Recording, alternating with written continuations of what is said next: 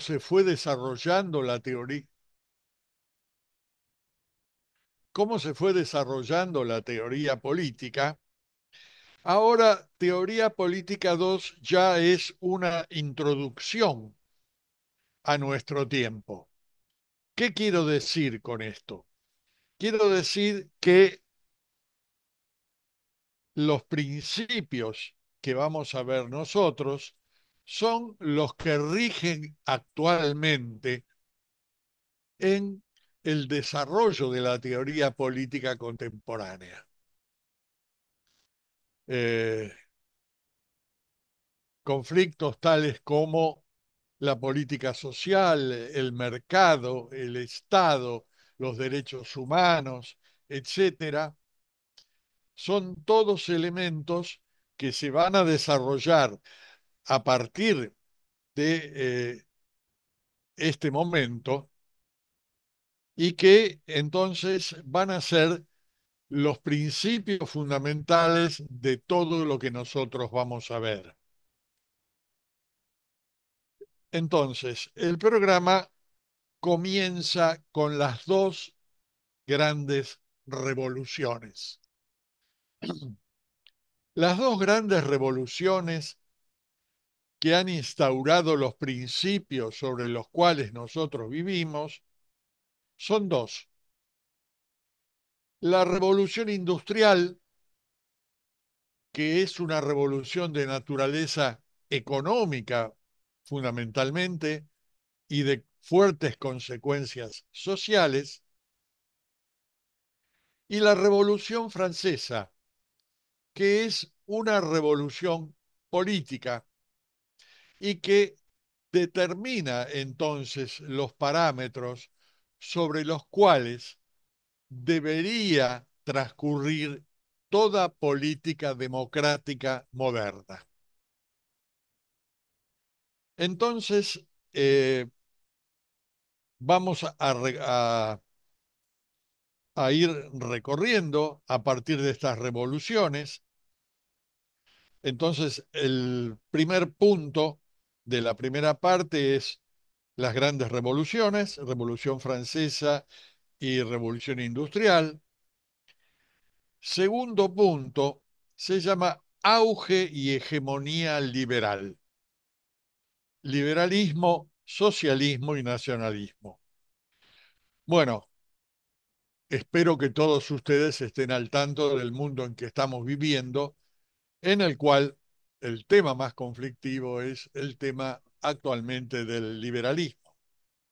Bien, vamos a recorrer entonces fundamentalmente las raíces del liberalismo que surgen en, a partir de estas revoluciones, que adquiere su forma política en la Revolución Francesa y que tiene dos fases. La primera es el ascenso de la burguesía, que va entre 1789 y 1848, y la segunda fase, que es la de 1848 a 1918, que es la burguesía en el poder. Tercer punto, la crisis del liberalismo, el corporatismo y el Estado social. Vamos a ver entonces cómo la concepción liberal que fue hegemónica en el siglo XIX va a entrar en crisis a partir de la Primera Guerra Mundial, dando lugar a transformaciones que harán ver el nacimiento del Estado social. Liberalismo y Estado social, me adelanto para explicarle a ustedes, bueno, son los dos elementos que hoy en día están en conflicto y en crisis, ¿eh? Tanto desde Milei como desde la oposición popular, ¿eh? Eso lo vamos a ver nosotros en este punto. Finalmente, vamos a ver el punto de neoliberalismo y neoconservadorismo, que es cuando va a pegar el liberalismo una segunda vuelta de tuerca y vamos a llegar a la situación actual. Todo esto que les he leído está en el programa, lo hemos subido, mírenlo y si tienen alguna duda para plantear, háganla llevar háganla llegar a la cátedra. La segunda parte del programa va a ser la aplicación de todo esto a la historia argentina. Y entonces esto va a ser del orden conservador, que es 1916, a el Estado Social 1946. O sea que partimos del supuesto que en la Argentina hubo históricamente solo dos paradigmas, el del conservadorismo, que se va a fundar durante el gobierno del general Roca, 1880, y el peronismo, que va a surgir a partir de 1946. Bueno, estas son las ideas fundamentales. Esto es lo que se supone que ustedes deberían entender, ¿eh? Que ustedes deberían entender como el esquema fundamental sobre el cual estamos transitando actualmente. ¿Mm? Al final de la clase, eh, pueden hacer ustedes todas las preguntas que quieran para ponerse al tanto entonces del desarrollo del programa. Bien, vamos a empezar entonces con la revolución industrial. Bueno, la revolución industrial es una revolución eh, que podríamos llamar macrohistórica. ¿Qué quiero decir con macrohistórica? Quiero decir que es un cambio que para entender la naturaleza del cambio que introduce, tenemos que introducirnos en la secuencia histórica de la humanidad, o sea, en un lapso que va de 10.000 años antes de Jesucristo a la actualidad. ¿Por qué planteamos en este lapso? Bueno, porque precisamente el cambio es importantísimo. O sea, la humanidad vivió sometida a un régimen económico y social que es el régimen agrario. O sea, el régimen agrario comienza, más que régimen, podemos llamarlo el ciclo histórico agrario, que se va a diferenciar del ciclo histórico industrial. El ciclo histórico agrario va a comenzar alrededor de 10.000 años antes de Jesucristo, que es cuando el hombre comienza a descubrir el papel, la capacidad que puede tener de reproducir plantas, y comienza ahí entonces todo un periodo que es el periodo en donde es fundamental la agricultura. La agricultura es el dominio entonces del mundo, del entorno natural de los hombres, y ahí también acontece la domesticación de los animales. Producción agraria y animales, producción de animales, corresponden entonces al modo económico y social que nosotros tenemos durante más de 10.000 años. Esto se va a quebrar con la revolución industrial, que acontece hacia finales del siglo XVIII y principios del siglo XIX en Inglaterra. Mauro, deja de comerte las uñas. Bien, eh, ¿qué ocurre? Ocurre que con el descubrimiento de América, el mundo se expande. El mundo conocido europeo era ese mundo que giraba en torno al mar Mediterráneo. Espero de todos ustedes el conocimiento de geografía, ¿eh? Y cuando les diga el mar Mediterráneo no se imaginan Miami. Bien, el mundo entonces transcurre en torno al mar Mediterráneo. El descubrimiento de América lo que va a hacer entonces expandir ese mundo y vamos a, a asistir a entonces lo que es la globalización. Los europeos empiezan a circunnavegar todo el globo y de este modo descubren nuevos continentes, lo que va a transformar notoriamente entonces el proceso de producción y de conocimiento de materias primas que los hombres van a ir adquiriendo, o sea, los hombres europeos.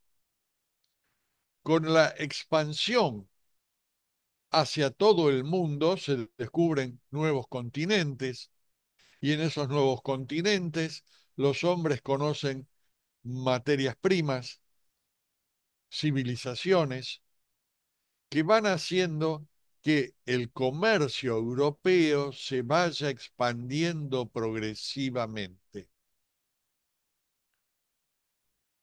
Esa expansión del comercio europeo va a expandir la demanda de la producción de bienes, o sea, va a expandir la producción económica.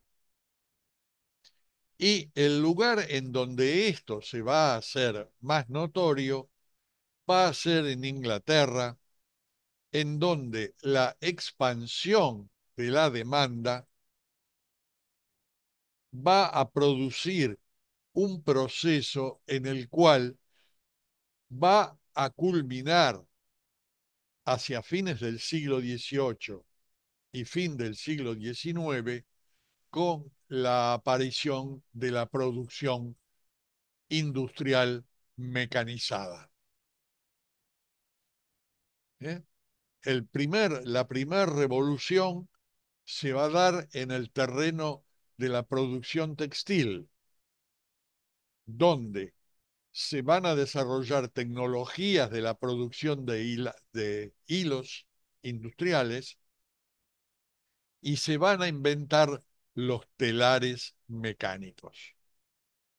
Hasta ese momento, que estamos en la era de la producción agraria, o sea, el ciclo agrario, la producción textil estaba en manos de los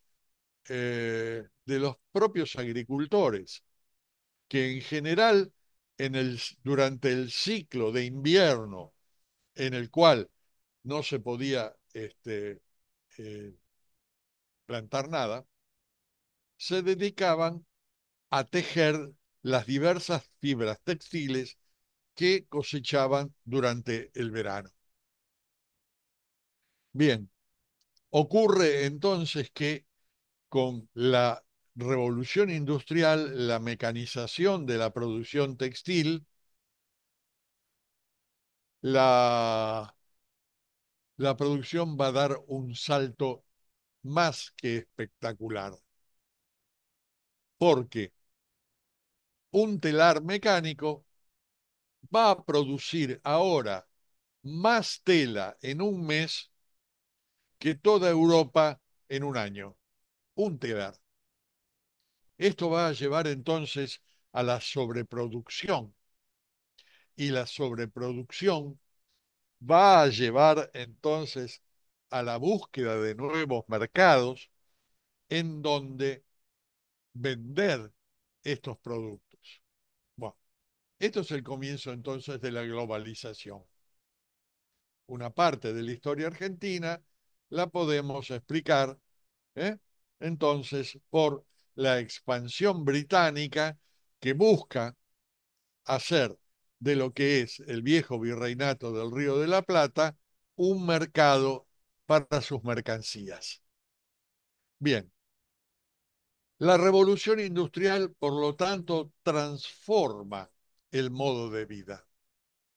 El modo de vida anterior, lo que podemos llamar el ciclo agrario, que es el que va de 10.000 años antes de Jesucristo hasta, hasta eh, principios, fines del 18 y principios del 19, entonces era un mundo organizado en torno a la producción agraria. ¿Qué quiere decir?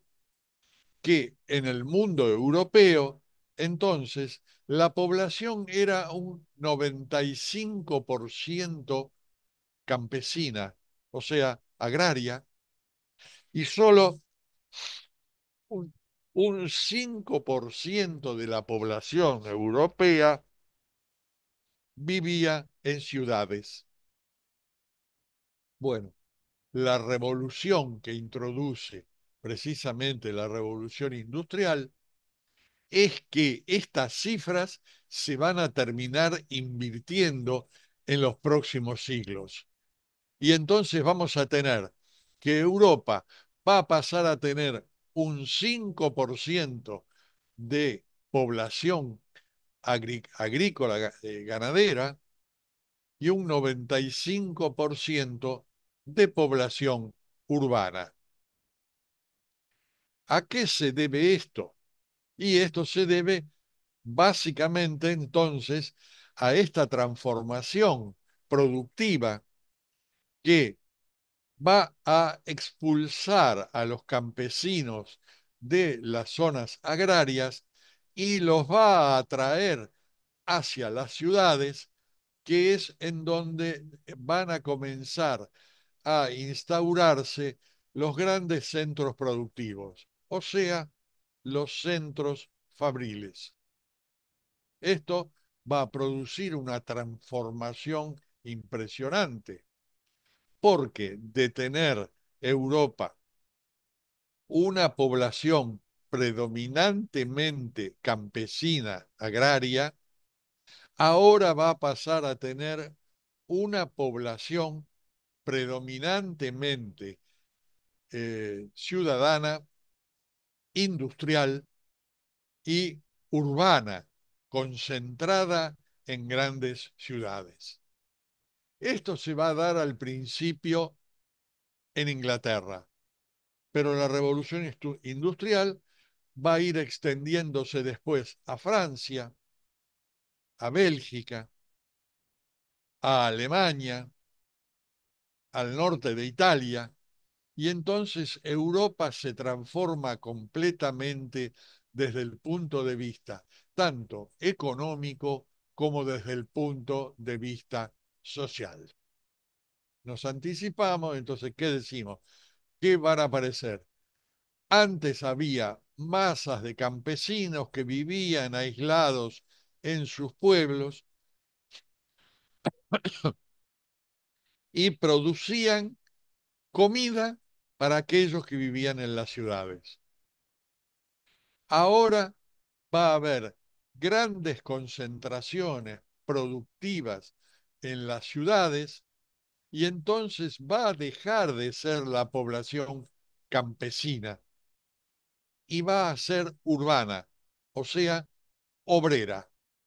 Y acá va a surgir entonces toda la cuestión del socialismo, las luchas sociales, etcétera, que vamos a ver nosotros detenidamente.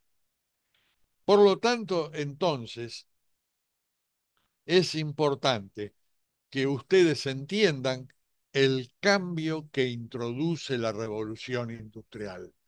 O sea, por eso yo me referí a un cambio macrohistórico, porque no podemos dedicarnos acá en este cambio que aconteció en el lapso de un siglo, de una década o de unos años, sino que es un cambio que ocurrió a través de miles de años.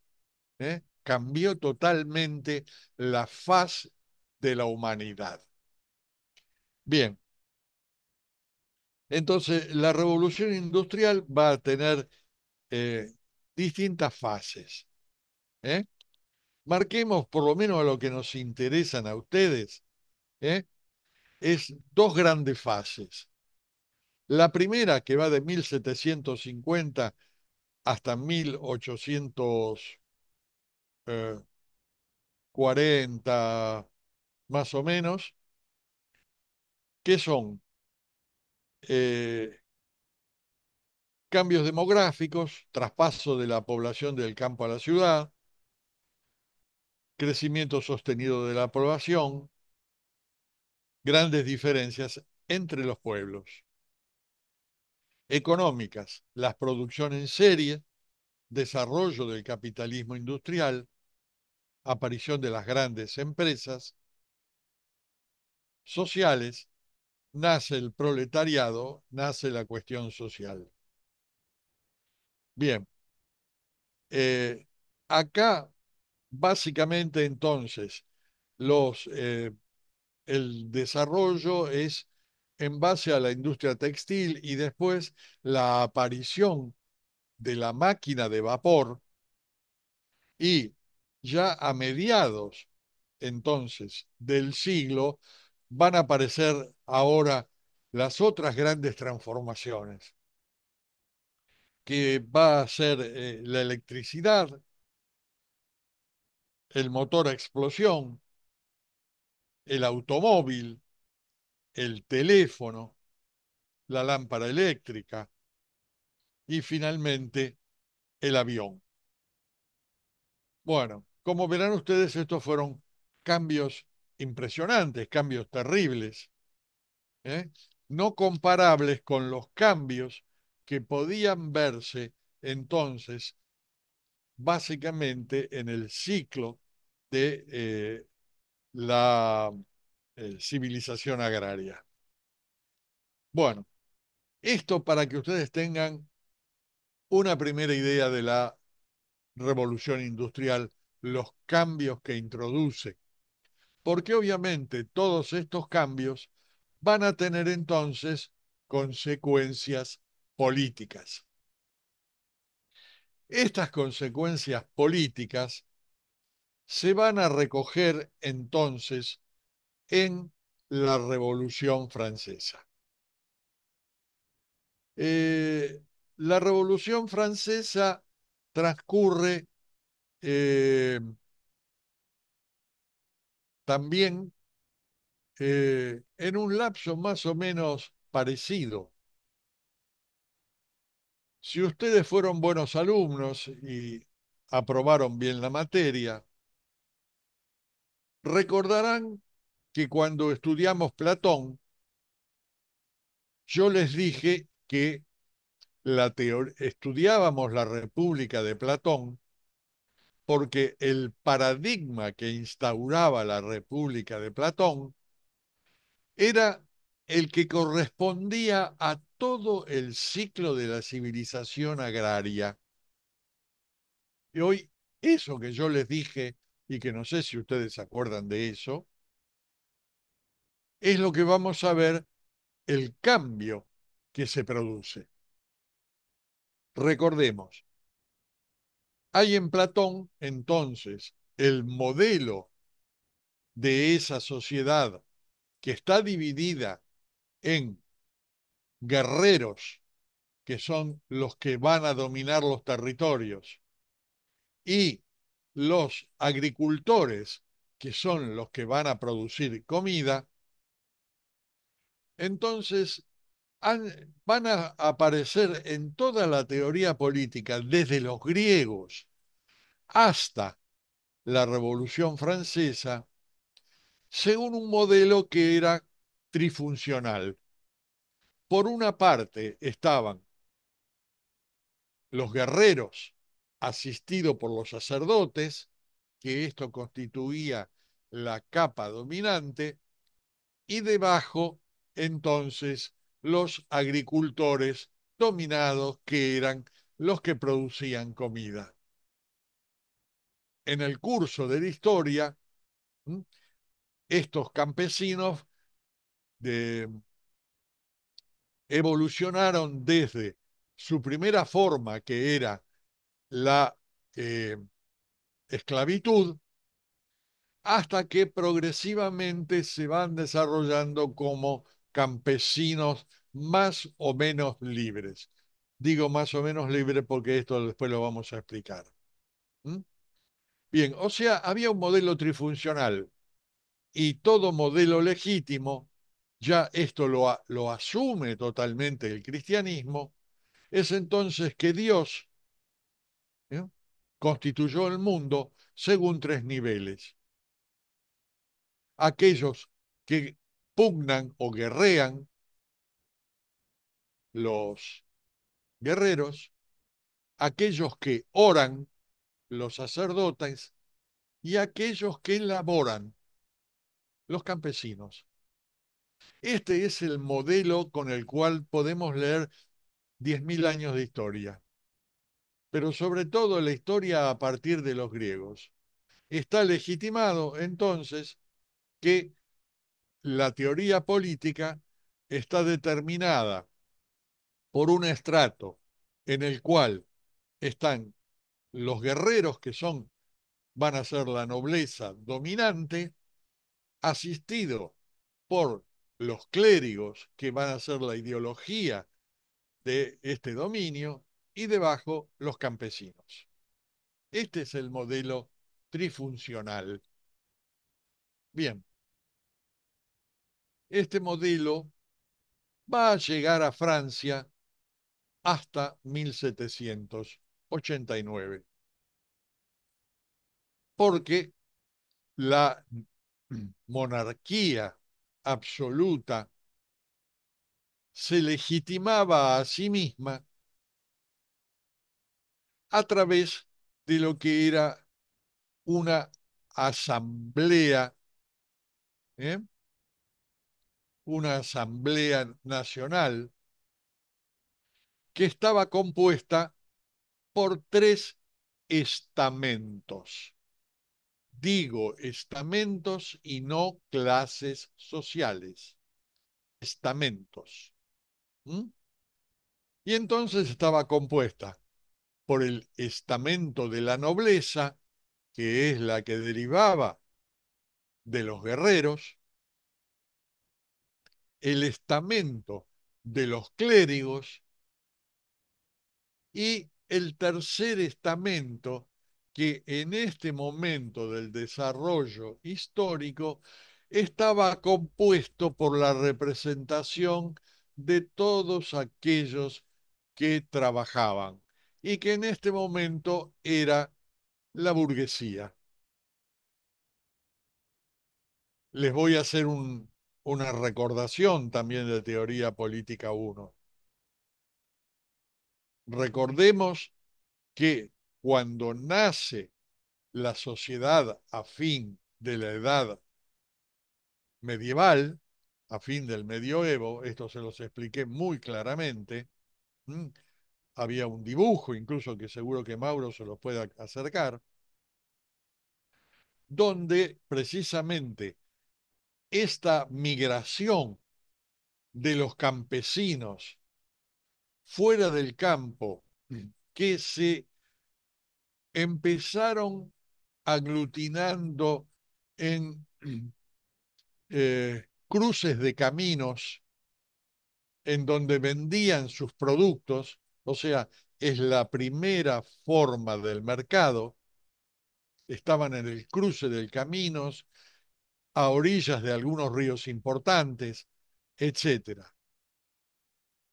Con el desarrollo de estas migraciones,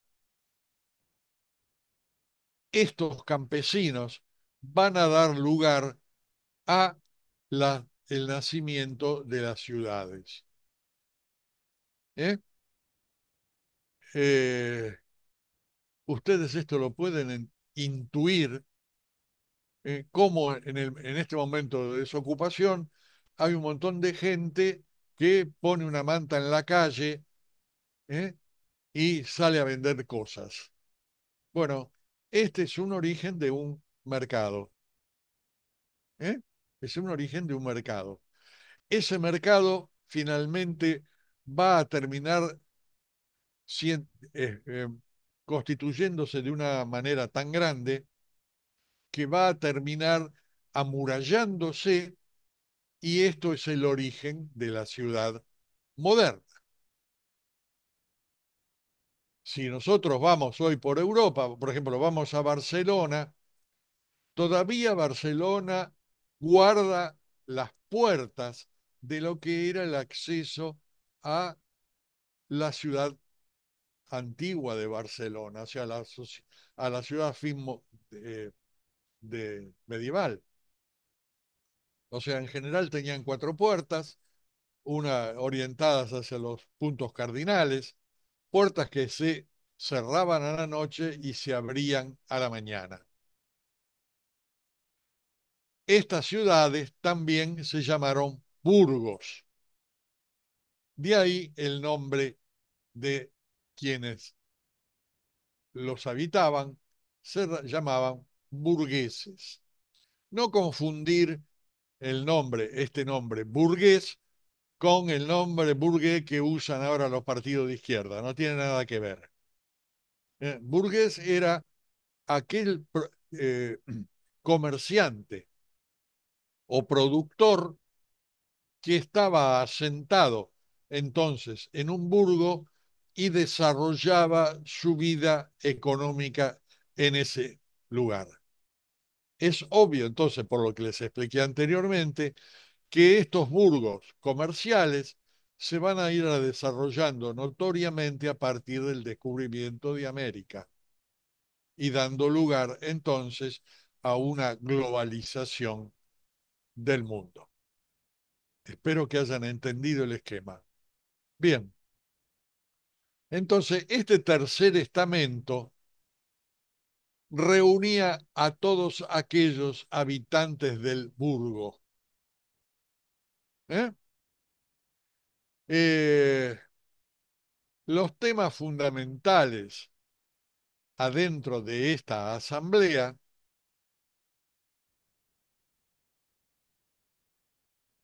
se discutían por estamento. Finalmente, cada estamento emitía su voto, y los votos entonces terminaban siendo dos votos del estamento de los nobles, o sea, uno de los nobles, otro de los clérigos, contra uno del tercer estamento, o sea, de la burguesía, con lo cual perdían siempre estas votaciones.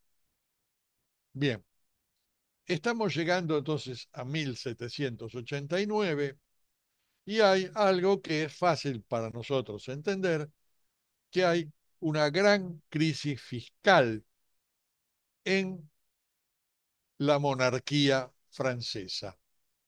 O sea, eh, producto de un manejo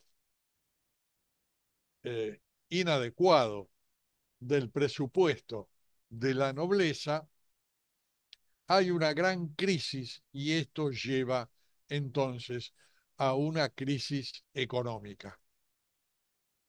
Esta crisis económica entonces lleva a que el estamento de la burguesía, que es el que realmente produce, porque los otros dos son dos estamentos parasitarios, o sea, viven de los impuestos al cual está sometida la producción nacional. ¿Mm? Entonces, la burguesía eh, perdón, por esta crisis, entonces es convocada la Asamblea Nacional y acá se produce entonces el comienzo de la revolución. ¿Qué ocurre? Que la burguesía va a negar la división de la Asamblea por estamento. O sea, el estamento es una condición que tienen los habitantes del reino por la naturaleza de su nacimiento. Si uno nació noble, va al estamento de la nobleza. Si uno nació burgués o trabajador, va a este estamento y no hay posibilidad de pasar de uno al otro. Bien, eh, la burguesía se rebela y entonces se va a autodenominar Asamblea Nacional Constituyente. Y esto va a ser con una rebelión de tipo eh, militar, si ustedes quieren. ¿Eh? Van a pelear por la abolición de los privilegios de los dos estamentos superiores, por el fin del feudalismo, y la crisis entonces en la monarquía francesa es tan grande que los otros dos estamentos empiezan a pasarse a este tercer estamento. Tanto clérigos como nobles abandonan el estamento privilegiado que tenían y se constituyen en la asamblea conjuntamente con la burguesía. Bien, eh, el 9 de julio de 1789, el tercer estamento se autodenomina entonces Asamblea Nacional Constituyente.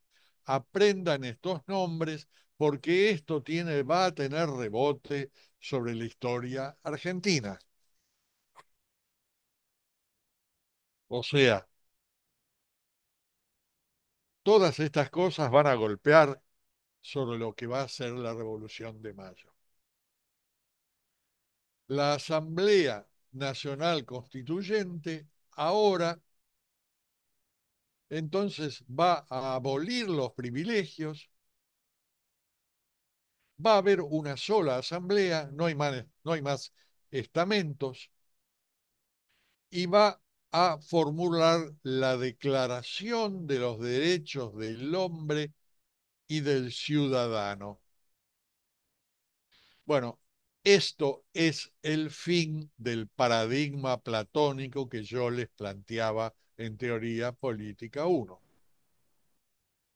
Ya no hay tres niveles en los cuales se legitima una sociedad, sino que hay ahora una sola y en los derechos del hombre, entonces se va a plantear el punto fundamental. Todos los hombres son iguales por nacimiento, a diferencia de lo que era la formulación estamental medieval que tiene su origen, como ya les había enseñado, en Platón. Ahora no hay diferencias de nacimiento, todos los hombres son iguales y por lo tanto participan de una sociedad como ciudadanos. ¿Mm? Y se va a definir entonces qué es un ciudadano, ser francés, tener 25 años y residir por lo menos un año en el territorio donde se vive, no ser empleado doméstico, o sea, no ser un sirviente y pagar una contribución. Bien, por lo tanto, la Asamblea Nacional Constituyente constituye la primer gran fase. Y vamos a tener tres fases. La primera es la constituyente, la segunda, o sea que va hasta entre 1789 y 1791. La segunda, que es la Asamblea Legislativa, que va entre 1791 y 1792. Y finalmente, la Convención, que es a partir de 1792. Todo esto ténganlo en cuenta porque son fases del desarrollo democrático. Y me adelanto, pero para que lo tengan en claro, esta, la tercera fase, va a ser fundamental en la formulación ideológica del peronismo, en la formulación ideológica de Perón, algo que no ha sido desarrollado eh, de manera suficiente. Entonces vamos a tener tres fases. En estas tres fases, entonces, la primera, lo fundamental, va a ser la Declaración de los Derechos del Hombre,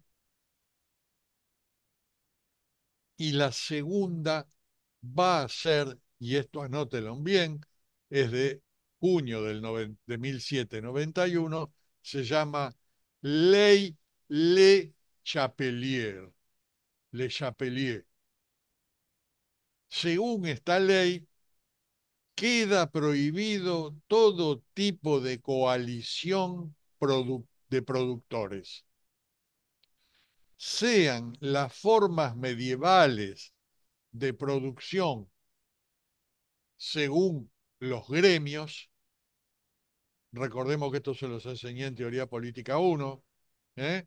La producción estaba armada gremialmente y el taller se dividía entre maestros, operarios y aprendices, tres niveles, y eran los que controlaban la calidad y la cantidad de la producción en cada uno de los territorios. Y también estaban acá las corporaciones de trabajadores.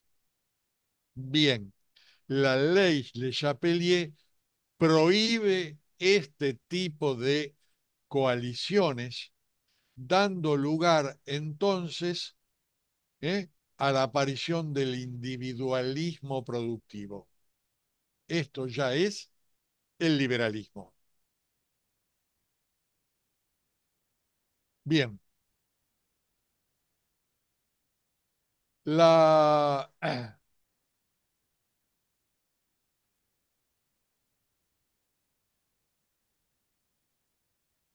en esta primera fase de la Revolución Francesa, entonces, va a aparecer una primera constitución.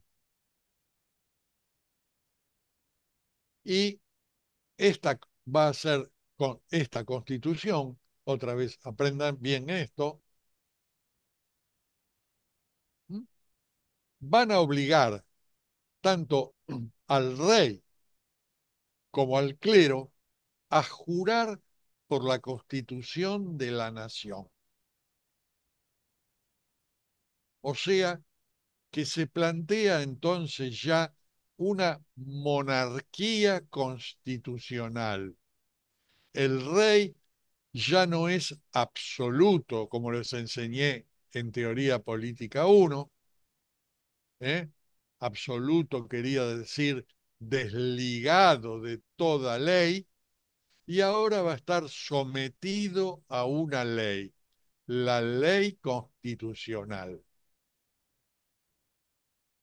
Entonces, dos grandes notas de la Asamblea Constituyente.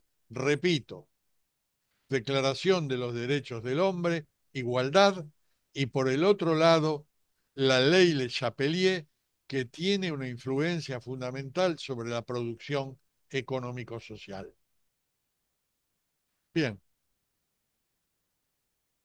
en 1791 esta asamblea, la constituyente, se disuelve y va a aparecer la asamblea legislativa.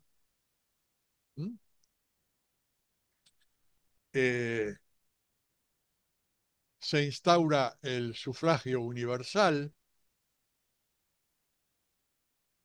y el rey se va a rebelar, va a intentar escapar, y por el otro lado, un detalle fundamental. Las monarquías absolutas que rodean a Francia, Inglaterra y lo que son todas las formas germánicas, austríacas, etcétera, van a intentar avanzar sobre el territorio francés, ordenando volver hacia la forma de la monarquía absoluta. Frente a esto, en agosto de 1792, la Asamblea destituye, interna al rey y comienza un juicio a Luis XVI. Bien, pero al mismo tiempo hay algo muy importante, que es que hay un intento de invasión desde los prusianos para reinstaurar la monarquía absoluta, y está la batalla de Valmy, en la cual los prusianos son derrotados y los franceses comienzan la contraofensiva. En enero de 1792, el rey es condenado a muerte por conspiración en contra de la nación francesa. O sea, la nación francesa está determinada por su constitución, ya no por la corona de un rey. Se vota en la asamblea y por 387 votos contra 334 es condenado a muerte. Bien, en 1792, en septiembre, entra entonces la etapa más radical de la Revolución Francesa. Se llama la Convención. Y esta es, para llamarlo así, el comienzo del extremismo, o sea, es el ala hiperizquierdista de esta revolución. Si la Asamblea Constituyente primera quiso instaurar una monarquía constitucional, ahora ya en la convención no interesa. La monarquía ha sido abolida y entonces lo que hay es un gobierno revolucionario. ¿Eh? Comienza entonces, ¿eh? Este es el momento de gobierno de los jacobinos, ¿eh? Donde empiezan los tribunales revolucionarios y comienza la guillotina hacia todo aquel sospechoso de estar en contra de la revolución. ¿Mm? Bien, pero en este momento, que es a partir de 1793, eh, se va, se va a dar entonces un elemento fundamental, que es, ya esto había sido convocado en 1792, a una leva en masa de la población. Y ahora cuando yo les explico esto, y les hablé de Perón antes, ténganlo bien en cuenta, para que ustedes entiendan qué va a significar esta leva en masa decretada por eh, la Asamblea Legislativa,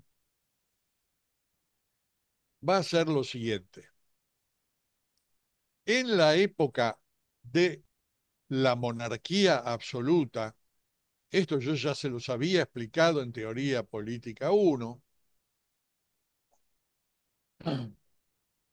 hubo un cambio por el cual la monarquía había pasado de ser una monarquía electiva medieval a ser, o sea, electiva por los nobles, a ser absoluta. Y ocurrió a partir de lo siguiente. Esto tiene que ver por la fuerte contribución de la burguesía. Ya las ciudades comerciales han crecido notoriamente y ahora, entonces, las ciudades aportan mucho más al tesoro de la monarquía que la de los señores feudales. Y esto se explica bastante claramente. Ha crecido el comercio por medio de la revolución industrial incipiente y entonces el valor agregado que tiene la producción industrial es muy superior al valor agregado de los campesinos. Lo que le pueden quitar la nobleza a los campesinos a través del impuesto y a través de este impuesto una parte tirarla hacia arriba, hacia el rey, es muy inferior a todo el valor agregado que tiene la producción comercial e industrial de la burguesía. ¿Esto a qué llevó? A que entonces el rey se liberara completamente de toda ligazón por parte de la nobleza, y acá entonces es cuando empieza a aparecer el absolutismo, y esto se traduce en fuerza militar. ¿Qué quiere decir? Antes el rey estaba sometido por la fuerza militar de los señores feudales.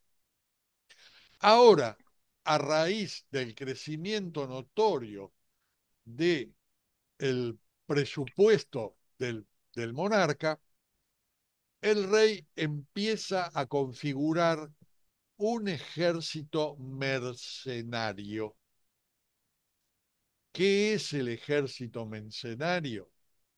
Es un ejército que el rey, a través de múltiples representantes de él, va a ir eh, convocando para formar un ejército que dependa total y absolutamente de él.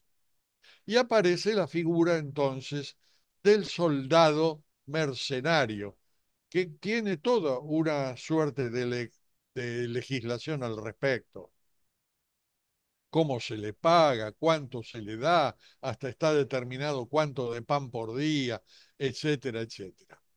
Bien, este era la fuerza militar que existe en el momento de la revolución. Pero es claro, esta fuerza militar, cuando se producen los disturbios revolucionarios, no va a ser en modo alguno fiel a los revolucionarios. Y sobre todo cuando viene el avance de las monarquías extranjeras y van a intentar invadir Francia, entonces esto que se llama ¿m? La leva en masa, ¿m? La leva en masa va a ser fundamental. ¿Por qué? Porque se va a formar un ejército que no va a ser de mercenarios, sino que va a ser un ejército formado por hombres del pueblo. ¿Eh? Acá aparece el otro cambio revolucionario. Ahora la fuerza militar del reino, que ya no es reino, es una república, ¿m? Entonces está conformado por ciudadanos. Y estos ciudadanos, a su vez, van a configurar un nuevo ejército. En este ejército de la leva en masa va a aparecer entonces una jefatura fundamental que va a acompañar con su revolución de la teoría de la guerra, la revolución legal que lleva, la revolución política que lleva adelante la Revolución Francesa. Y este es Napoleón Bonaparte. O sea, Napoleón Bonaparte ahora va a terminar siendo el jefe de los ejércitos revolucionarios y no solo va a ser el jefe de los ejércitos revolucionarios, va a revolucionar la teoría de la guerra a un punto tal, me interesa que ustedes entiendan, que después de las derrotas a la cual somete a los germanos, o sea, austríacos y prusianos, se la pasaron 40 años estudiando la teoría militar de Napoleón Bonaparte para entender cómo había derrotado un ejército de ciudadanos, cómo había derrotado a los ejércitos formados en las mejores academias militares de Europa. Esto ténganlo en cuenta. Otra vez, esto es fundamental en la formación de Perón. Perón se va a formar sobre este modelo napoleónico de una fuerza militar popular sobre la cual se funda la nueva democracia.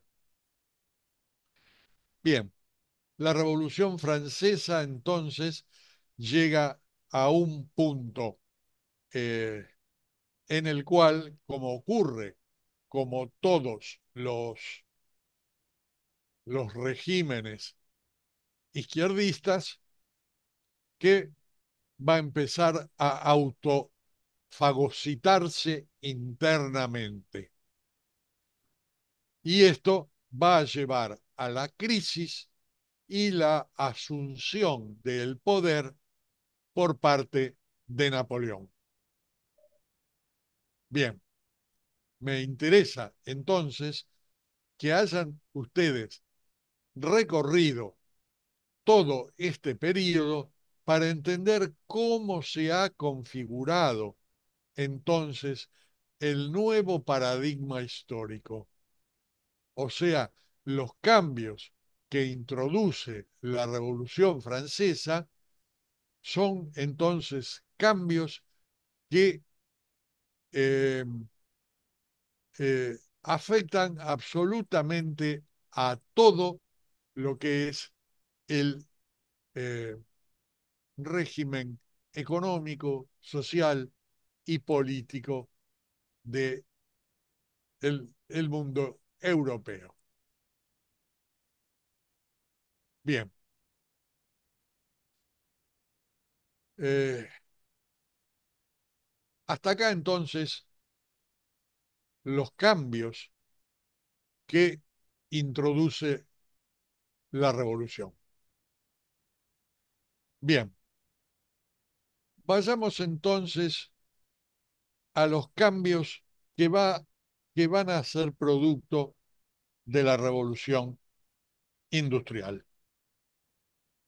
La revolución industrial entonces va a dar lugar al nacimiento de eh,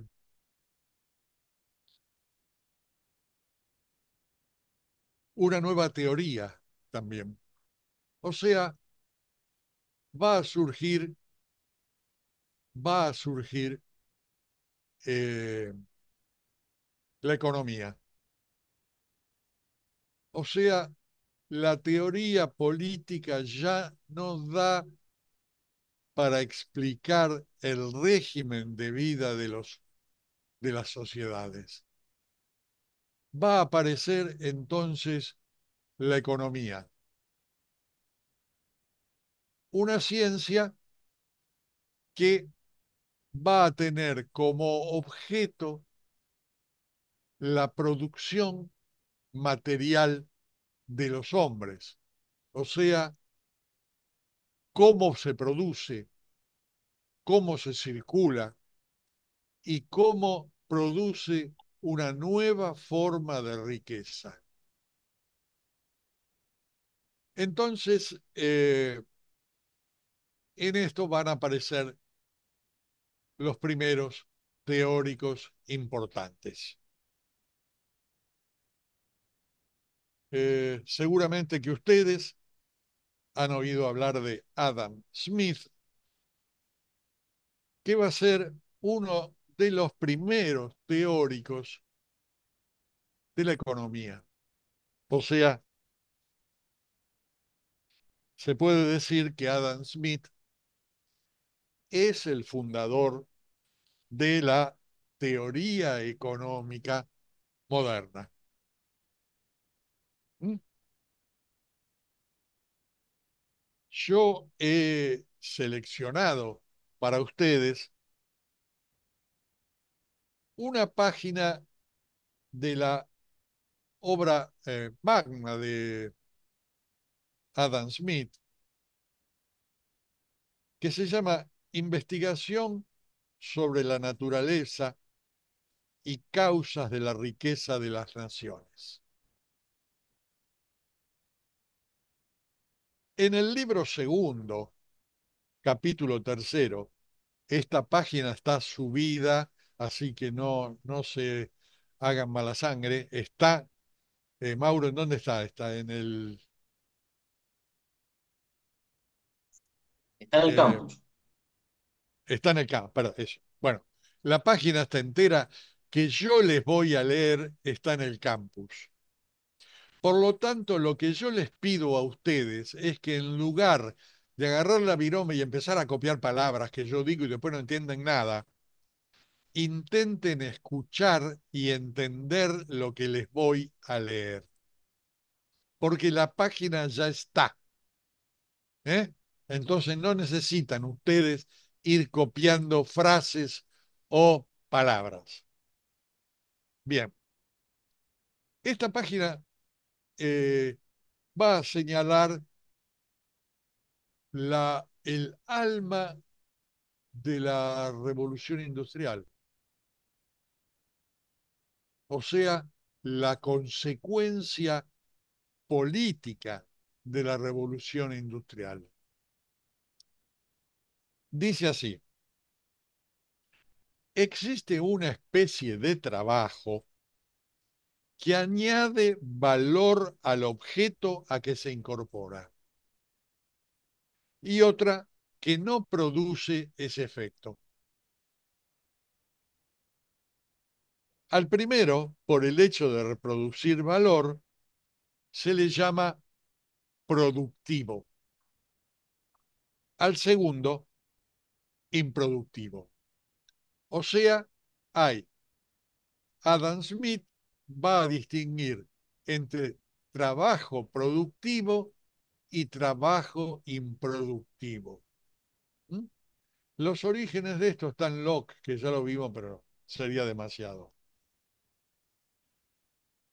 Bien, entonces, ejemplo, el trabajo de un artesano en una manufactura agrega valor a los materiales que trabaja. Por ejemplo, porque transforma la madera y con una madera hace una mesa, una silla, un mueble, y esto es agregado de valor. O sea, el tronco de madera que había antes, ahora tiene muchísimo más valor en la forma de una silla, una mesa o un mueble. Esto es lo que se llama agregado de valor. Estamos ya en el terreno de la economía. Bien, el de un criado doméstico, por el contrario, no añade valor alguno. O sea, el criado doméstico, que es una persona notoria en esta época en la nobleza, o sea, alguien, como ustedes saben, que está para asistir a las necesidades personales, ¿m? No agrega valor. ¿Por qué? Porque son aquellos que le hacen la comida al señor, que lo ayudan a vestirse, que le lavan la ropa. Esto no agrega valor. Bien, sigue Adam Smith. El trabajo de alguna de las clases más respetables de la sociedad, a lo de igual de lo que ocurre con los servidores domésticos, no produce valor alguno y no se concreta o realiza en un objeto permanente o mercancía vendible que dure después de realizado el trabajo, ni da origen a valor que permitiera conseguir más tarde igual cantidad de trabajo. ¿A quién se refiere?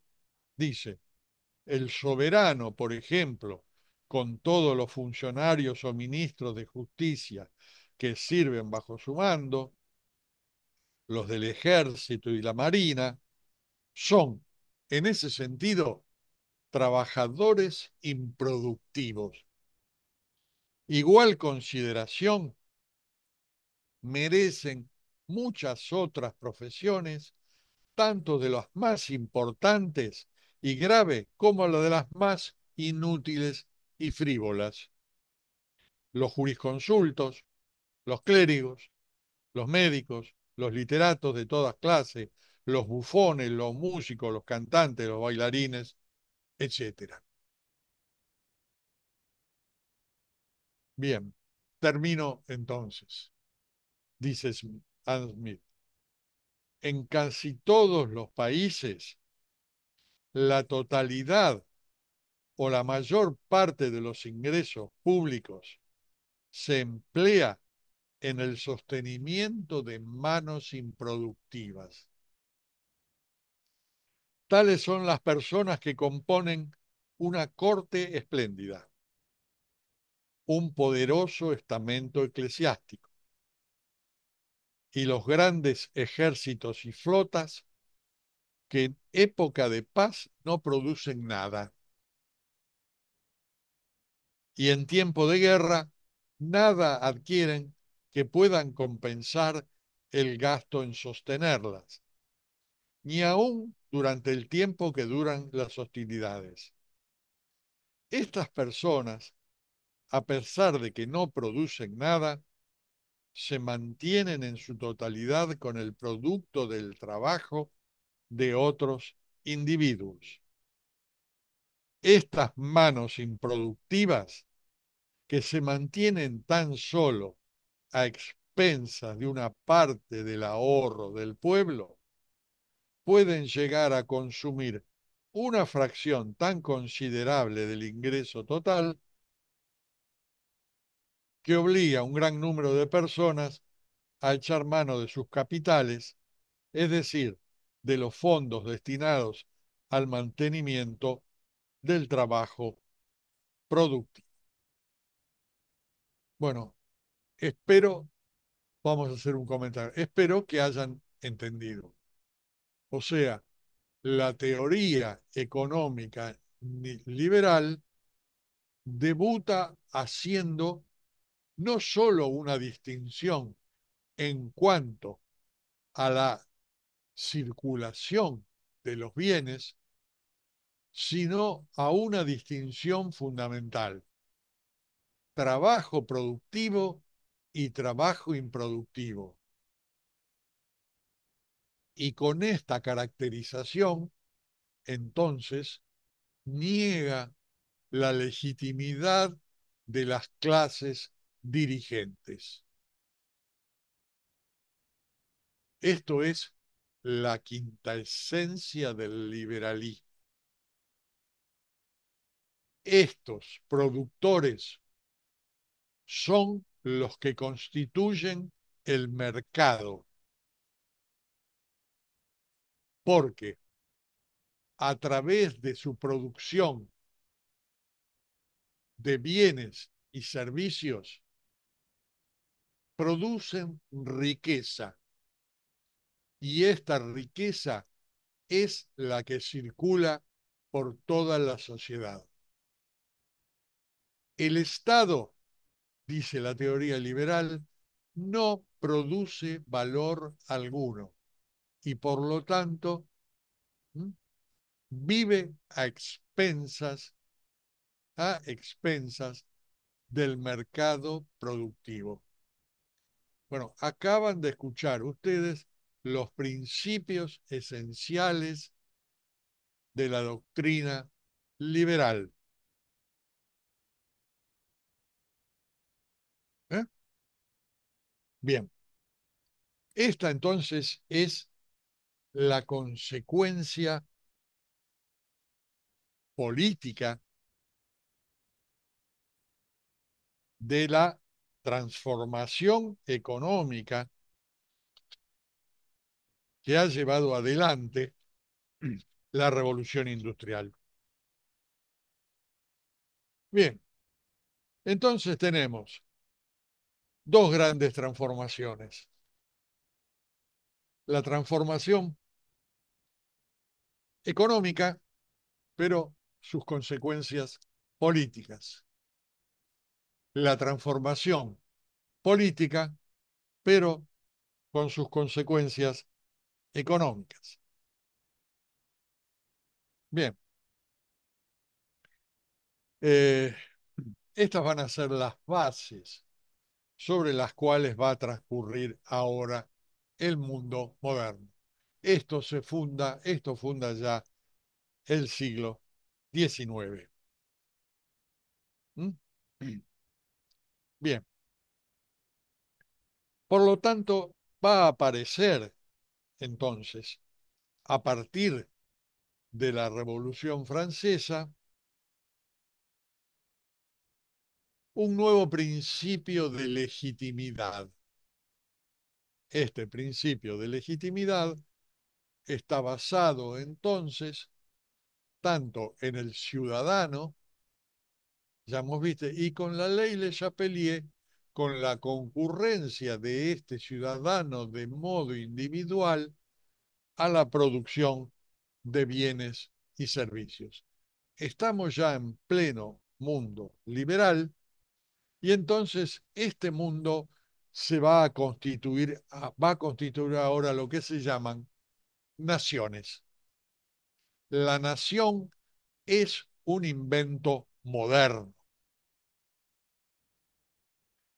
Entonces vamos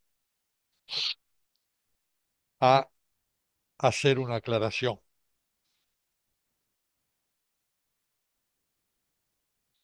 La palabra nación proviene del latín natio, que quiere decir del verbo nascor, que es el participio pasado, o sea, nacido. Natio quiere decir nacido. Durante toda la Edad Media, los hombres eran identificados por su natio, o sea, por su nación de origen. Pero la nación no era, como ustedes lo entienden ahora, la nación argentina, la boliviana, la francesa. La nación era más bien una etnia, ¿eh? Por ejemplo, la nación de los irlandeses, ¿eh? Era la isla de Irlanda, esto es la natio, era la región en la cual habían nacido. Y todavía a partir de este momento van a empezar a formarse las nacionalidades tal cual las conocen ustedes. Les doy un ejemplo. Italia, ¿eh? Va a estar dividida en tres partes y en montones de fracciones. E Italia como Estado nacional recién se va a unificar en 1860, o sea, después que la Argentina. Hasta ese momento, los nativos, o sea, Italia no era nada más que un nombre geográfico, pero no un nombre político como es ahora. Y entonces, en la Edad Media, los hombres eran reconocidos por su nación de origen. Y, por ejemplo, hablando de Italia, no había italianos, sino que había piamonteses, había lombardos, había romanos, había sicilianos, había calabreses, que eran la natio de origen de cada uno de ellos. Después, al final, espero que me hagan preguntas a ver si esto lo entendieron bien. Bien, con la Revolución Francesa vimos que se produce un cambio fundamental y la legitimidad ya no está dada por la corona del rey, sino ahora por ese compuesto que es el territorio, los habitantes y la constitución de un país. Esto va a ser la nación.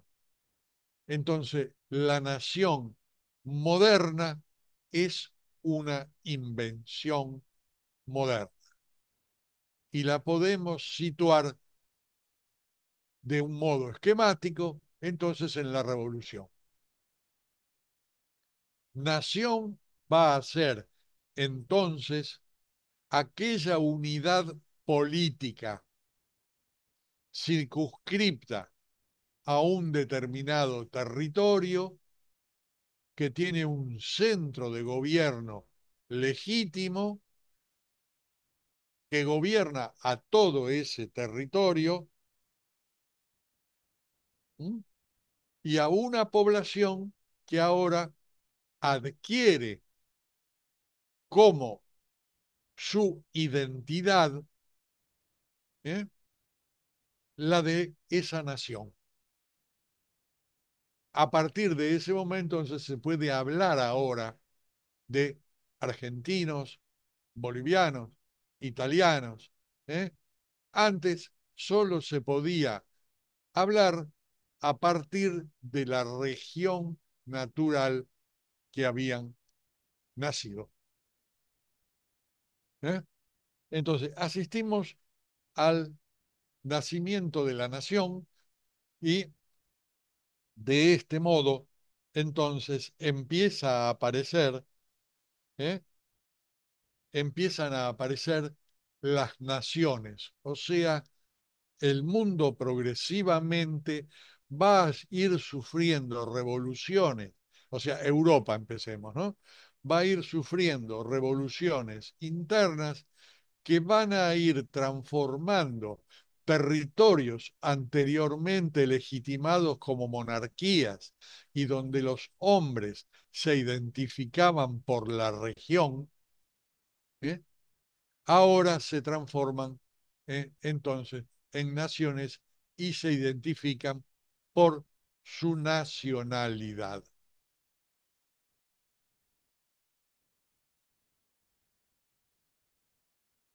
Bien, esta es la gran consecuencia entonces de la transformación político-social de lo que anteriormente eran los reinos. Vayamos ahora a la otra transformación. La otra transformación que se produce, como ya les anticipé a ustedes, como producto de la transformación económica. La transformación económica ha dado lugar, entonces, como ya les expliqué, a una urbanización producto de la transformación productiva, y lo que aparece ahora son grandes masas de trabajadores. Aparecen los trabajadores, aparece la miseria a la cual va a estar sometida en la primera parte de la revolución industrial todos estos trabajadores, y aparecen entonces formas clandestinas de organización de los trabajadores bajo la forma de sindicatos. Recordemos que, por ejemplo, en Francia, por la ley Le Chapelier, están prohibidos, o sea, son perseguidos, ¿eh? En aras del individualismo y de la concurrencia individual al mercado. Bien, eh, aparecen entonces los sindicatos. Otra vez, gran diferencia entre el sindicato y el gremio medieval.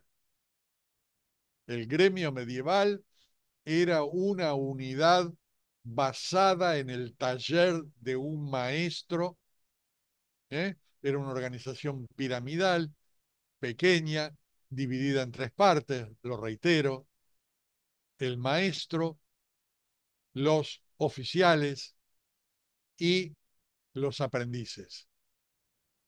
Y a su vez, estos gremios estaban organizados territorialmente, de modo que controlaban la producción y el acceso al mercado de bienes, o sea, lo que ellos producían. Ejemplo, voy a poner. Hoy en día, hablo de la producción industrial actual, cualquier persona puede, si tiene capital, puede abrir una fábrica y ponerse a fabricar zapatos. No hay ningún inconveniente.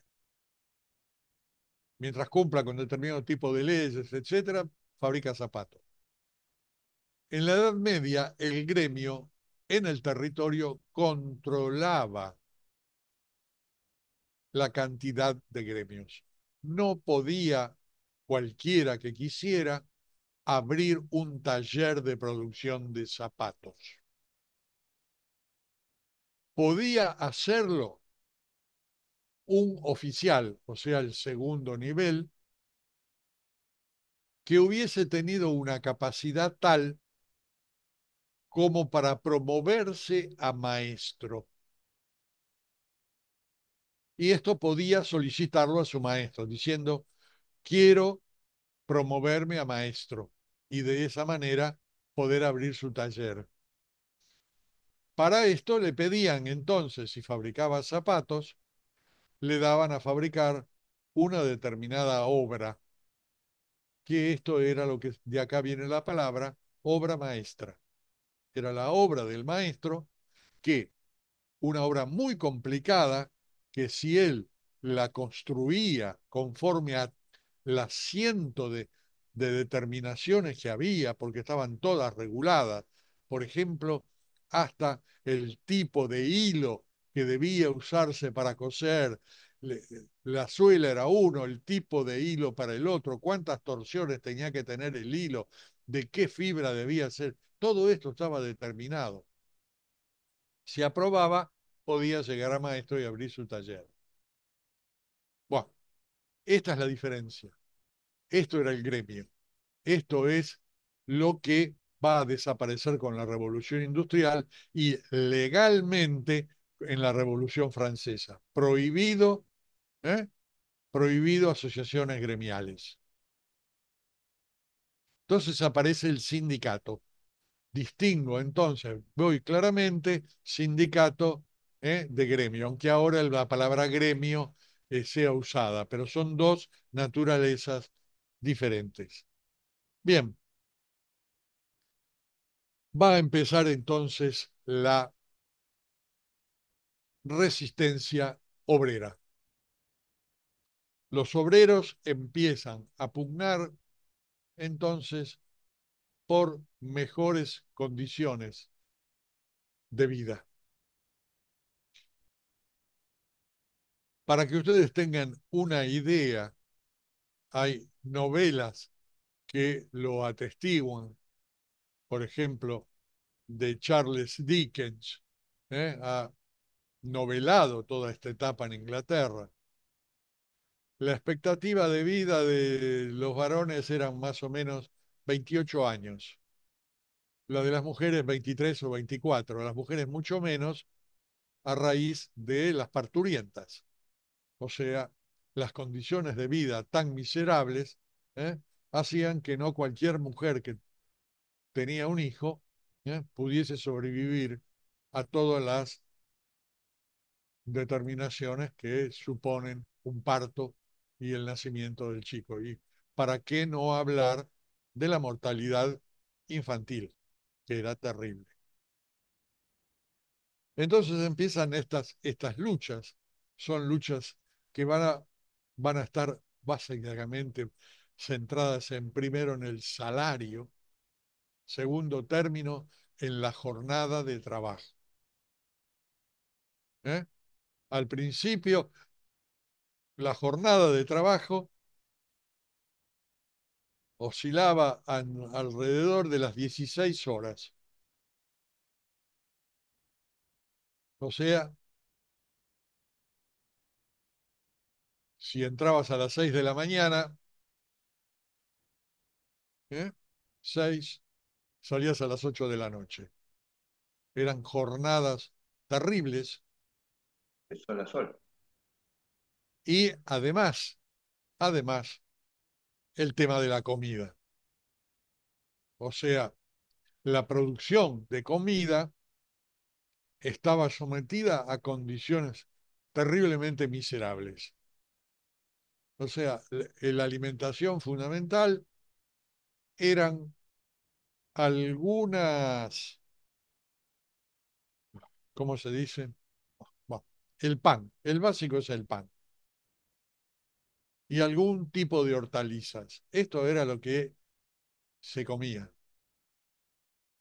Eh, Marx en el Capital recoge ¿eh? las denuncias que recogen los inspectores de nutrición en Inglaterra, en donde encima los panaderos fabricaban pan con ceniza y con polvo de mármol para darle más peso y ganar más, lo cual era, obviamente, atentaba en contra de la alimentación de los trabajadores. Era una condición harto miserable. Es por eso entonces que los trabajadores empiezan a unirse en sindicatos y empiezan también a aparecer las, ¿cómo diría? Eh,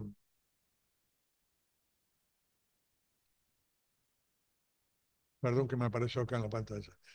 Este, los diagnósticos sobre el futuro de la sociedad en estas condiciones. Entonces aparecen diagnósticos de todo tipo. Los primeros diagnósticos ven que esta transformación de tipo productiva ha sido profundamente negativa comparada con lo que era la producción agraria. En la producción agraria, un campesino, por más que tuviese que trabajar mucho, tenía acceso a la comida, tenía acceso a su vivienda, a su vestimenta, etcétera. Tenía una vida, aunque fuera de pobreza económica, pero aceptable. Ahora la revolución industrial ha cambiado completamente esto. Y entonces empiezan a aparecer utopías. Utopías quiere decir, en primer término, ¿m? Imaginaciones de sociedades mejores.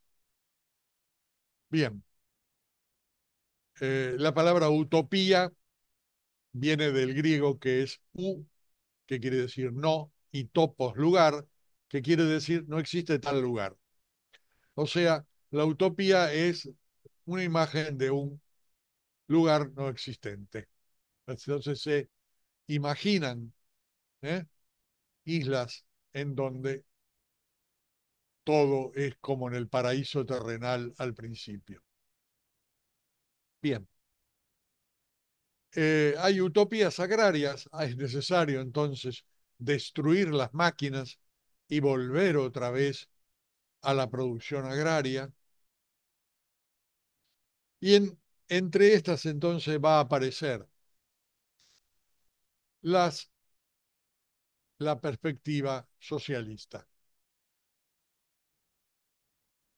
La más notoria de todas ellas por la profundidad teórica con que va a acometer la transformación va a ser obviamente la que llevan adelante Marx y Engels.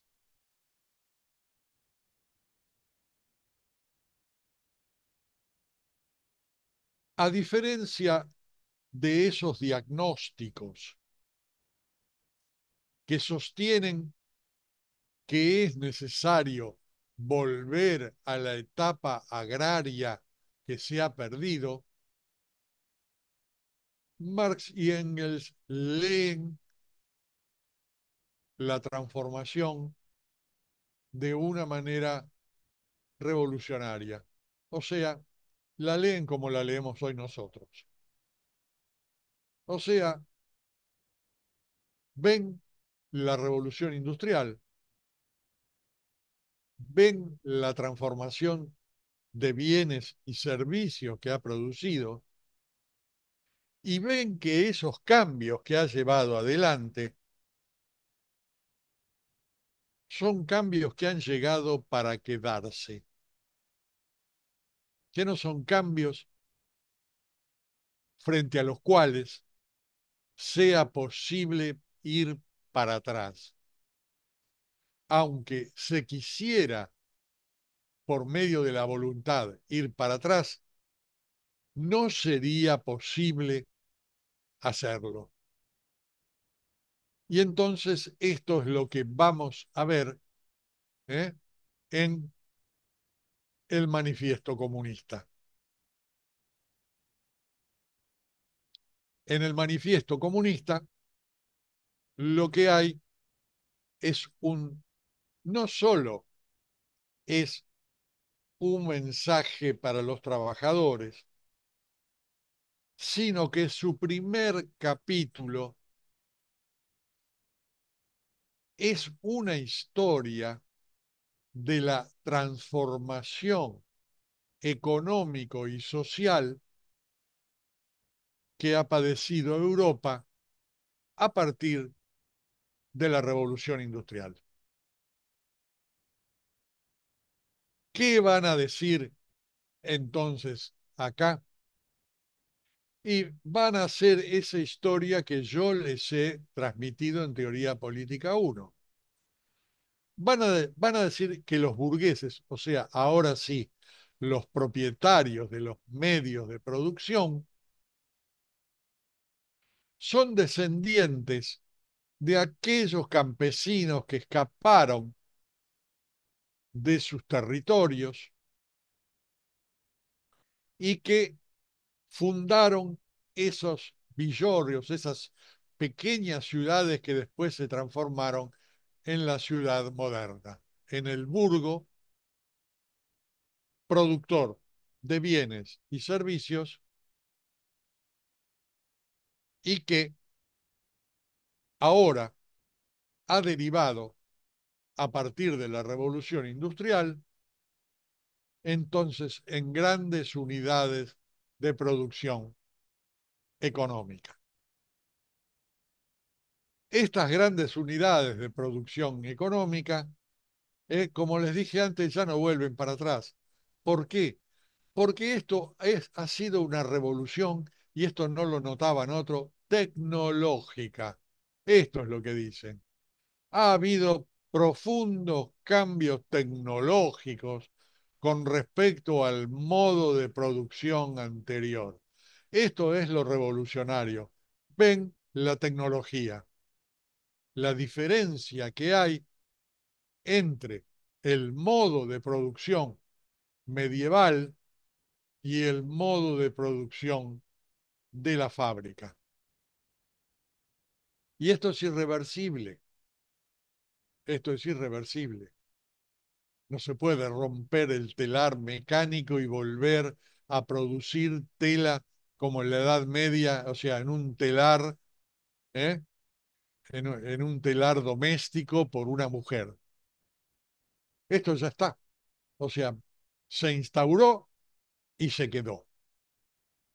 Bueno, eh, yo lo que quisiera saber ahora es si ustedes han captado estos principios que yo les he desarrollado ahora, y quisiera dedicar los últimos 10 minutos de la clase a preguntas de ustedes o a lo que me quieran decir. No, no quiero seguir con el manifiesto porque sería cargarles demasiados temas. Entonces, espero que ustedes se animen a hacer preguntas, cualquier tipo de pregunta. Para eso me paga el Estado.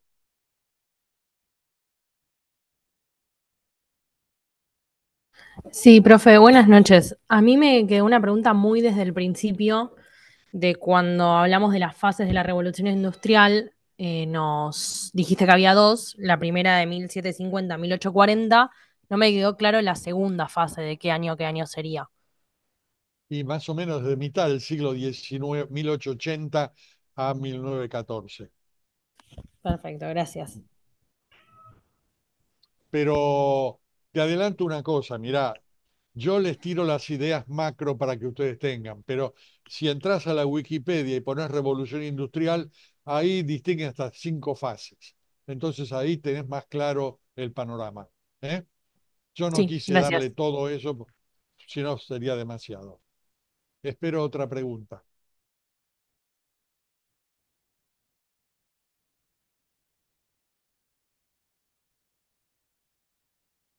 ¿No hay ninguna pregunta más? Hola, profe. No sé si se escucha. Sí, yo, ¿Cómo? visto, yo, Lilian, visto entonces, por ejemplo, con el advenimiento de la tecnología, de los nuevos telares, de la producción a granel, esas 16 horas que implementaban lo que debería haber sido un avance y un mejoramiento de la vida del pueblo, del trabajador, del obrero, se transformó en su propia casi esclavitud. Bueno, eso es Al lo que salir vamos a de ver. la vida familiar, ¿verdad? Claro, es así. Esto, bueno, esto es lo que va a marcar el manifiesto comunista. O sea, precisamente el, la propuesta de Marx y Engels va a ser que este gran volumen de producción que se ha producido a raíz de la revolución industrial no sea, no quede en manos de unos pequeños propietarios, de una pequeña cantidad de propietarios, sino que sea realmente reconocido, el capital como capital de toda la sociedad. ¿Alguna otra?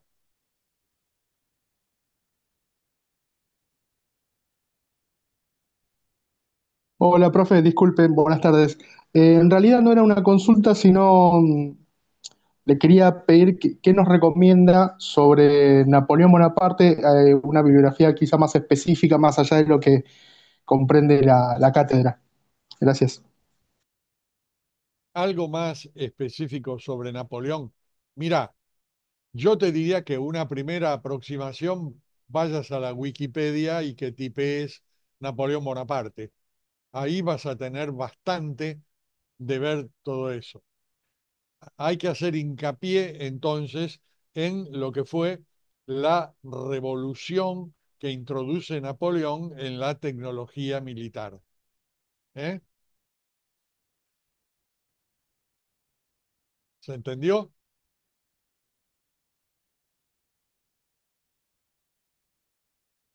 ¿Alguna otra pregunta? Yo tengo una consulta. En la Revolución Francesa se divide en tres fases. No me quedó en claro la segunda si es correspondiente a la ley de Chapelier, la de los sindicatos, o hay algo que la distingue. Otra cosa que lo distingue a la fase. No, no, no, no la distingue, la sigue manteniendo. Claro, pero vos dijiste que la segunda fase sería de 1791 a 1792, ese año, ese año. Eh, ¿Qué es lo que Sí, hace que y se distinga para que sea una fase? A eso voy. El cómo año que del es que lo... nació.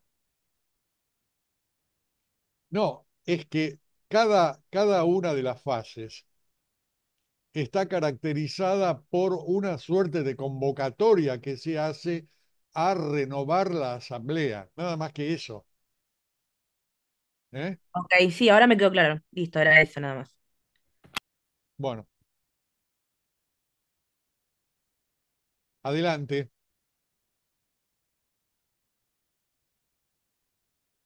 ¿No hay ni otra Profe, una pregunta? pregunta. Cuando lo ejecutan al rey, usted dijo que lo ejecutaron por conspirar contra la nación, pero ¿qué Así base es. tuvieron para llevar a cabo la ejecución si el rey nunca gobernó la nación? Y cuando lo derrocaron lo metieron preso. ¿Cómo el rey pudo haber conspirado? No, porque le obligaron a jurar la Constitución. O Le sea obligaron a que jurar la... Claro, o sea, le, lo obligaron a jurar la Constitución y por lo tanto ahora estaba sometido a un régimen constitucional. Y dado que hay una invasión de las fuerzas extranjeras, él es un traidor a la nación, porque él apoya esa invasión. ¿Se entendió? se entendió, profe. Gracias. Bueno, otra más.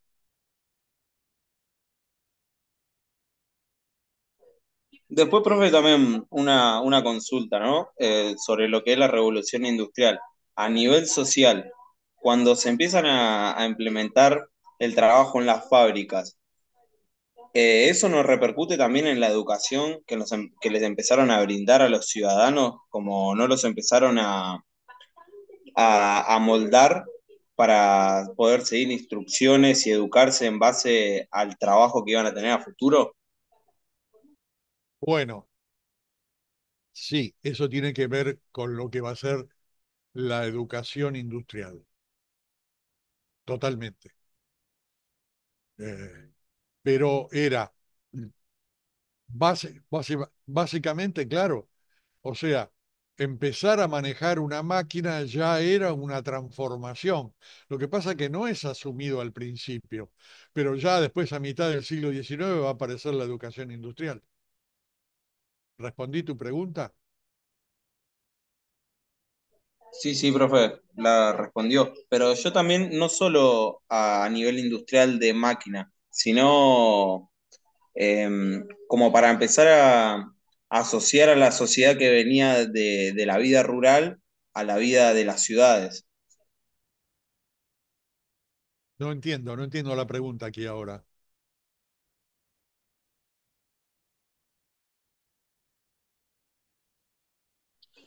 Hola. No sé cómo reformularla. O sea, Decilo otra vez. estructurar al ciudadano como para que pueda acatar el régimen en el que se vive en las ciudades. Bueno, esto se da de hecho, pero no hay una suerte de educación. Esto va a ir dándose con la transformación de los sistemas educativos. ¿Se entiende? Sí, profe.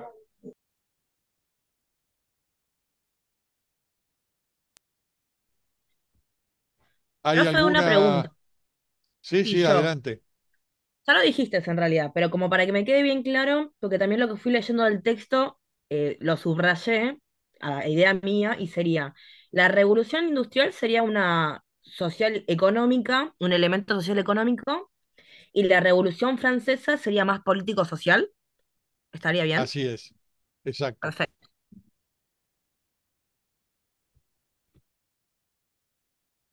¿Otra más?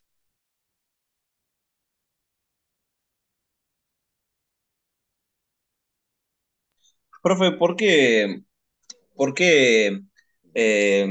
querían formar una figura individualista en ese momento, si estaban pasando por una fase industrial? O sea, ¿no era perjudicial para ellos mismos buscar la fortaleza del individuo en vez de fortalecer el Estado para poder cuidar sus industrias? Mira, vos te estás refiriendo a la ley de Chapelier, me imagino. Exactamente, profe. No. Bueno, lo que pasa es que en la Revolución Francesa no hay tanto una visión de tipo económica como una visión político-social. O sea, lo que intentan es destruir todo tipo de corporación medieval. Esto es lo importante. ¿Me explico? Sí, profe. Y a partir de eso, la consecuencia también es liberal económica, pero realmente lo que quieren es destruir, o sea, primero y todo es destruir los privilegios de la nobleza y además todo el sistema de cuerpos organizados. Es esto el tema. O sea, estamos pasando de una filosofía, de una sociedad basada en cuerpos organizados. Esto, vamos a volver sobre esto, ¿eh? Después, cuando termine el ciclo del liberalismo, yo voy a dar clase especial sobre esto. O sea, pasamos de un modelo de una sociedad fundada en cuerpos organizados a una sociedad, y esto sí es, atomísticamente organizada. ¿Eh? ¿Saben lo que es un átomo, no? O sea, es una sociedad atomística. Punto. A través de la nación sería, ¿no? No entiendo. ¿Qué quisiste decir? No sé, no sé. Claro que después de la estructura que se forma en la sociedad sería representada a través de la nación. Sacando todo el Para, sistema binario anterior, se actualizó en la nación. Sería. espera, hiciste un montón de ruido. No sé si moviste el mouse o algo así. Yo no te escuché bien. Repetí, por favor. ¿Se me escucha? ¿Bien? No, yo no te escuché bien. Que sería que a través de que sacaron ese sistema horario, sacaron, que hicieron sacar toda estructura y sistema, y que ahí salió la ley, por lo que yo entendí, de que ahí salió la ley, y que esa estructura la cambiaron a una nación, que de ahí salió el socialismo, ¿no? Pero que primero era la, la pauta estatal. No, no, no, no construís bien el esquema. ¿Cómo poner una ley y de ahí saltó a la nación? No sé qué quiere decir eso.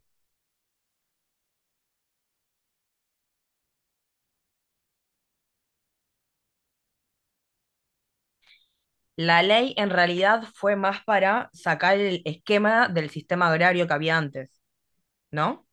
Eh, Sí, más bien, digámoslo así, más específicamente, es en contra de todo el modelo de corporaciones medieval, dentro del Claro, cual está la nobleza, el clero y también cae también el sistema productivo, pero a lo que apuntan es a disolver todo el modelo social medieval. Esto es. Ok, y a ¿Eh? consecuencia de esto se crea el sindicalismo, el socialismo. Bueno, no, inmediatamente no. No, no, sí, fue un proceso, por eso marqué el tema de la nación, que primero se hizo un proceso que después No, desembocó no, en eso. no, no. Esto es lo que hace la Revolución Francesa. Ahora, la consecuencia del socialismo lo vimos por el lado de la Revolución Industrial, que es la urbanización, eh, ¿eh? la transformación maquinista, la concentración de trabajadores, etcétera. Por acá viene el socialismo, no por el lado de la Revolución Francesa. ¿Se entendió? Sí, sí, sí, entendí. Bueno, más preguntas. Profe, yo tengo una consulta. Es sobre el tema que hablamos recién, pero me surge recién con algo de la realidad de hoy en día. Si la Revolución Francesa se llevó a cabo para cambiar los modelos sociales que estaban establecidos en el feudalismo, con una clase que era la burguesía, que era la que tenía riqueza y poco a poco se metió adentro de las monarquías, ¿no? Hoy en día, eso no se puede reflejar en los magnates tecnológicos que se están metiendo poco a poco adentro de los gobiernos. Bueno, yo sabés que te pediría que esta pregunta me la hagas al final de la materia, porque todavía nos falta recorrer algunas fases. ¿Eh? O sea, lo que vos estás preguntando es por una refeudalización, pero primero recorramos toda la historia y después haceme esta pregunta otra vez y entonces yo te la voy a poder contestar mejor porque hemos recorrido partes que ahora vos entendés, que vos has transitado también. ¿Eh? Está bien, profe, no ¿Se hay entendió? problema. Sí, sí. ¿Se entendió? Bueno, Profe, la ley de Chapelier tiene que ver con esto que desarrolla Rousseau antes de la existencia de la existencia individualista de la voluntad general. Como que vale más sí, ok, viene de ahí la idea de la ley. esa Esa era mi duda. es la familia política. Sí, correcto, Claro. correcto. Recordemos que la revolución, yo no lo dije esta vez, pero que de la revolución francesa, el contrato social, para decirlo con términos de un estudiante secundario, es el machete que tienen todos los diputados de la Asamblea. ¿Eh? ¿Se entendió lo que quise decir? Sí, sí.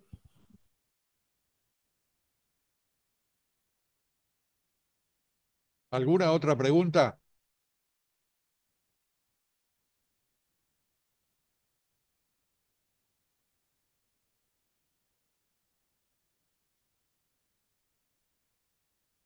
¿No hay ninguna más?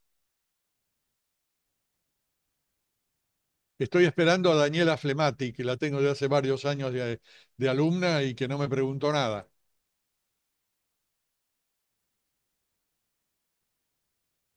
Buah, bienvenida a este curso. No, no, no te escucho, ¿eh?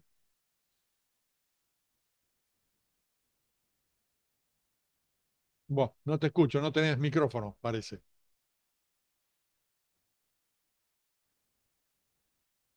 No, buah, me quedo con tu imagen entonces. No, no, no te escuché nada. Cero. Bueno, ¿hay alguna otra pregunta más?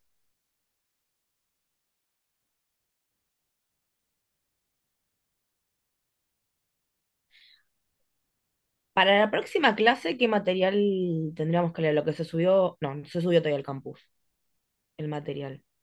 Sí, mira, para la próxima clase, para entender bien, yo les pido que lean prolijamente el capítulo primero del Manifiesto Comunista. ¿Eh?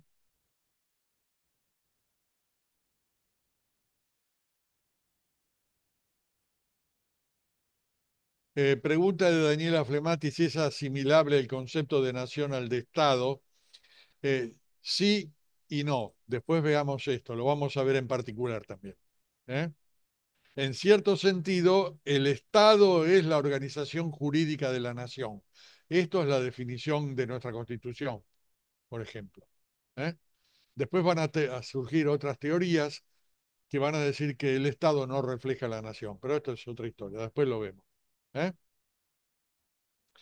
Bueno, que lean, tienen que leer entonces el Manifiesto Comunista.